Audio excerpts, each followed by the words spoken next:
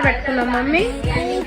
Pizza ఎవరు అడిగిండు? Pizza mummy అడిగిందా? తంతా ఎవరు అడిగిండు పిజ్జా? ఏ చైత అడిగింది కదా. నేను అడిగినా మరి మమ్మీ అంటది. మమ్మీ అడిగిందో అబద్ధాలు చెప్పొద్దు. చేత అడిగింది కదా. ఇప్పుడు టైం ఎంత అవుతుంది? 1 అవుతుంది. 1 అవుతుంది.